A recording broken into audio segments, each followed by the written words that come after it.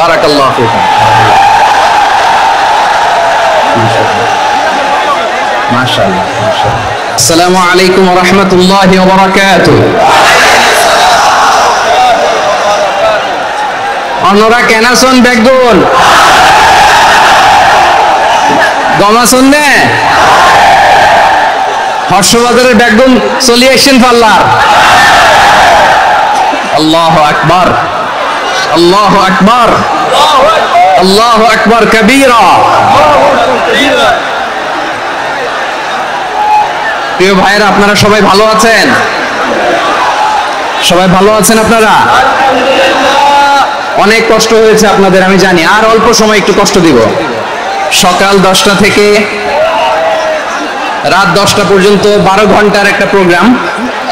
এই তো 10টা বাজতে আর অল্প কিছু সময় বাকি, আমি শেষ করে দেবো ইনশাআল্লাহ। 3 দিন আগে আসছো? আচ্ছা, মাশাআল্লাহ মাশাআল্লাহ। পেকুয়ার প্রোগ্রাম আজকে ইতিহাস হয়ে থাকবে ইনশাআল্লাহ। প্রায় দীর্ঘ 5 বছর পর যে তাফসীরুল কোরআনের প্রোগ্রাম দিয়ে এবছর আমরা প্রোগ্রাম শুরু করছি, সেই প্রোগ্রামে আপনারা জয়েন করেছেন। আপনাদের সবাইকে অন্তরের অন্তঃস্থল থেকে শুভেচ্ছা জানাই।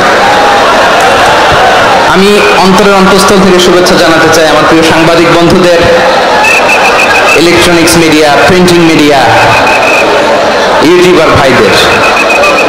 আজকে এই প্রোগ্রামের শান্তি শৃঙ্খলা নিরাপত্তার দায়িত্বে নিয়োজিত ছিল পুলিশ বাহিনী, বিডিআর বাহিনী, তারপরে র্যাব, দেশপ্রেমিক সেনাবাহিনী এবং পেকুয়ার ভলান্টিয়ার্স ভাইয়েরা, যারা যেভাবে আজকের প্রোগ্রামকে সার্থক করার জন্য আপনারা শ্রম দিয়েছেন, সময় দিয়েছেন, মেধা দিয়েছেন, উপস্থিত হয়ে প্রোগ্রামকে সার্থক করেছেন, আমি সবাইকে শুভেচ্ছা এবং মোবারকবাদ জানিয়ে শুরু করতে চাই। সম্মানিত ভাইয়েরা, আমাদের সময় হাতে খুব কম। বড় তাফসীল প্রোগ্রামগুলোর সবচেয়ে বড় ক্রাইসিস বা প্রবলেম হচ্ছে এখানে শোডাউন থাকে বেশি, ইউটিউবার থাকে বেশি, নিউজ কাভারেজ বেশি, কিন্তু মন খুলে প্রাণ খুলে নিঝুম নিস্তব্ধ একটা পরিবেশে কথা বলার যে সুযোগ, সেটা হয়ে ওঠে না। কিন্তু আমরা একটু কষ্ট করলে, একটু স্যাক্রিফাইস করলে এটা সম্ভব। আমি শুরুতে হাত জোর করে আল্লাহর ওয়াস্তে আপনাদেরকে চুপ থাকতে বলেছি। কোনো ভলান্টিয়ার্স আপনাকে বলবে না, একজন আরেকজনকে বলবে না, একে অন্যকে বলার দরকার নাই, থামো সরো, জায়গা নাই, কিছু বলার দরকার নাই, শুধু চুপ থাকতে হবে মেহেরবানি করে কয়েকটা মিনিট। আল্লাহর ওয়াস্তে যদি মেহেরবানি করে চুপ থাকতে পারেন, কয়েকটা কথা শেয়ার করবো ইনশাআল্লাহ। এইদিকে চুপ হয়ে গেছে মাশাআল্লাহ, এই দিকটাতেও আল্লাহর ওয়াস্তে ধাক্কা ধাক্কি, জায়গা না হলে পেছনে চলে যাও, আমাকে দেখা লাগবে জরুরি না তো, এলইডি আছে ওখানেও দেখা যাবে, ওখানে চলে যাও। ধাক্কা ধাক্কি করে ঘেমে ঘর্মাক্ত হয়ে কি একটা কঠিন অবস্থা। শীতের সিজন মনে হয়, আমি তো ঘামতেছি, হ্যাঁ ফ্যানটা বাড়াই দিতে হবে, ঘামতেছি টোটালি। র্যাবের ভাইয়েরা কি পরিমাণে কষ্ট স্বীকার করেছে আমাকে এখানে উঠাতে, যে এটা বলে বোঝানোর মতো না। তো আমাদের দেশের ভাইরা ইমোশনাল, আবেগী, অনেক আবেগ দিয়ে অনেক কিছু আমরা হারাই, ভুল করি, আমরা বুঝি না, লং রানে আমরা চিন্তা করতে পারি না। একটা নিঝুম নিস্তব্ধ পরিবেশ যদি দেয়া যেত, কথা বলতে পারতাম, লক্ষ লক্ষ কোটি কোটি মানুষ, সারা পৃথিবীর মানুষ এটা শুনতো, মানুষের মন মস্তিষ্ক চিন্তা মননে পরিবর্তন আসতো। কিন্তু ধাক্কা ধাক্কি করে আসতে আসতে আমাদের মাইন্ড ডিস্টার্ব হয়ে যায়। কিছু বুলেট পয়েন্ট সাজিয়ে নিয়ে আসছে, যেটা বলবো এটা ব্রেন থেকে হারিয়ে যায়, আর মনে রাখতে পারি না। জান নিয়েই তো টানাটানি, আমি মনে রাখবো কি? জান নিয়ে টানাটানি। তো যদি আমরা প্রতিটা বড় বড় পাবলিক ইভেন্টে যদি এরকম করি, আমাদের পক্ষে কি আর ময়দানে কথা বলা সম্ভব হবে? বাধ্য হয়ে পরে ফেসবুকে ঘোষণা দিব যে আমি আর তাফসীর মাহফিলে নাই, আমি মসজিদের হালাকা করব, 20 জন নিয়ে আমি দাওয়াতি কাজ করব, যথেষ্ট, গুড ইনাফ। এটাই আপনারা চান নাকি? এটাই চান? তো একটু মেহরবানি করে চুপ করা যাবে না, জায়গা না হলে পেছনে চলে যান।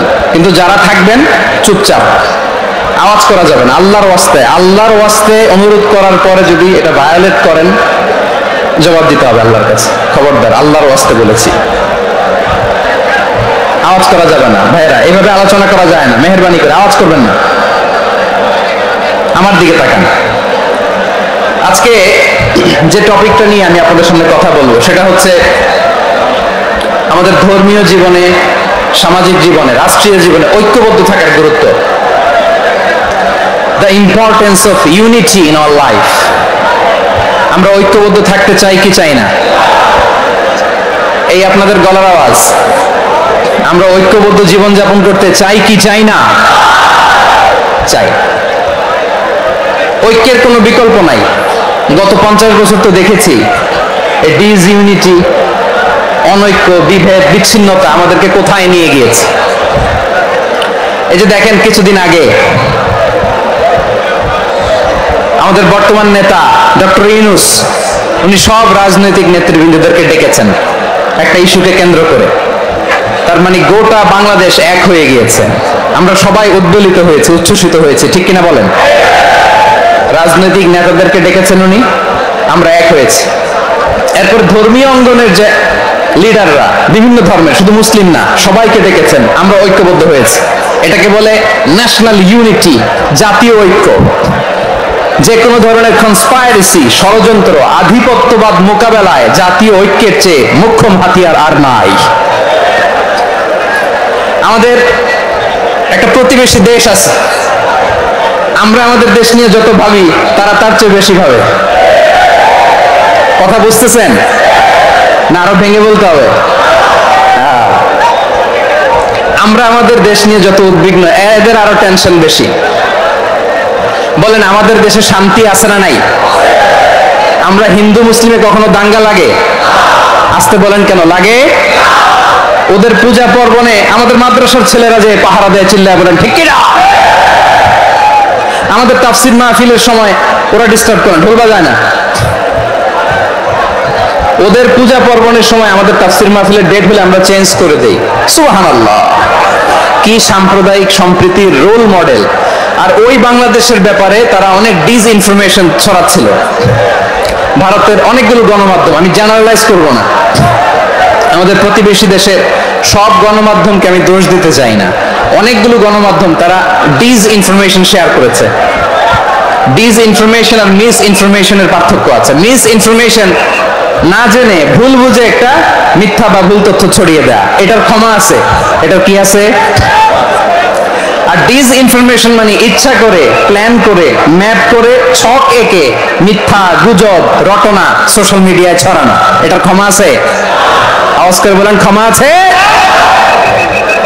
ভারতের কিছু গণমাধ্যম তাই করেছে, আমরা ব্যথিত হয়েছি, আমাদের হৃদয়ে রক্তক্ষরণ হয়েছে।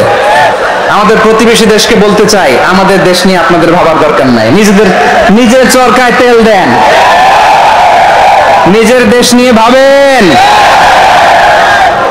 গত মাসের ভয়েস অফ আমেরিকার রিপোর্ট, বাংলাদেশে সংখ্যালঘু জনগোষ্ঠী আগের চেয়ে বেশি নিরাপত্তা পাচ্ছে। Report voice of America, Muslim report নাকি? মুসলিম জরিপ, ভয়েস অফ আমেরিকা। কথা বোঝে নাই বোধহয়। ভয়েস অফ আমেরিকা কি আমাদের রিপোর্ট না? ভয়েস অফ আমেরিকার জরিপ, বাংলাদেশের সংখ্যালঘু জনগোষ্ঠী আগের চেয়ে ভালো নিরাপত্তা পাচ্ছে।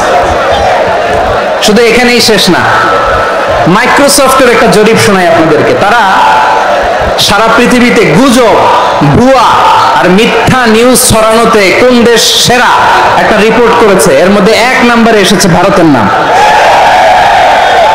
মাইক্রোসফট তো মুসলমানরা চালায় না? কথা বোঝে নাই বোধহয়। প্রতিবেশী দেশকে বলবো, আপনারা নিজের চরকায় তেল দেন, আপনারাও শান্তিতে থাকেন, আমাদেরকেও শান্তিতে থাকতে দেন। সব চেঞ্জ করা যায়, প্রতিবেশী চেঞ্জ করা যায় না। আমাদের ল্যান্ড তাদের ল্যান্ড, পাশাপাশি। আমরা চাই তারাও সুখে থাক, আমরাও সুখে থাকি, ঠিক কিনা? কিন্তু প্রতিবেশী হলে বন্ধুত্বপূর্ণ আচরণ করতে হয়। প্রতিবেশী যদি বন্ধু না হয়ে প্রভু হতে চায়, এরকম দানব প্রতিবেশী কেউ চায় না। ভারত যদি বন্ধুত্ব উপহার দেয়, আমরাও বন্ধুত্ব দিব, কি বলেন? তারা যদি বন্ধু সুলভ আচরণ করে, আমরাও বন্ধুত্ব উপহার দেব। কারণ আমাদের পররাষ্ট্র নীতি হচ্ছে সবার সাথে বন্ধুত্ব, কারোর সাথে বৈরিতা নয়। আলহামদুলিল্লাহ বলেন, কত চমৎকার পলিসি আমাদের। আমরা নির্বিবাদী, আমরা বাংলাদেশিরা শান্তিকামী, we are proud of that. এজন্য আমরা গর্ববোধ করি। আমাদের পররাষ্ট্র নীতি সবার সাথে বন্ধুত্ব, কারোর সাথে শত্রুতা নয়। তাই প্রতিবেশী দেশকে বলবো, আমার ভাইয়েরা, আপনারাও আমাদের ভাই, বন্ধুত্ব দিলে বন্ধুত্ব পাবেন। বন্ধুত্ব ইজ ওয়েলকাম, দাদাগিরি নয়। বন্ধুত্ব ওয়েলকাম, দাদাগিরি নয়, লাউড এন্ড ক্লিয়ার। ভারত যদি বন্ধুত্ব দেখায় বন্ধুত্ব পাবে, কিন্তু ভারত যদি বাংলাদেশে আধিপত্যবাদ বিস্তার করতে চায়, বাংলাদেশের 18 কোটি জনগণ সেটা রুখে দেবে। ভারত যদি গৌর গোবিন্দের ভূমিকায় নামতে চায়, দেশের 18 কোটি মুসলমান শাহজালালের ভূমিকায় নামবে।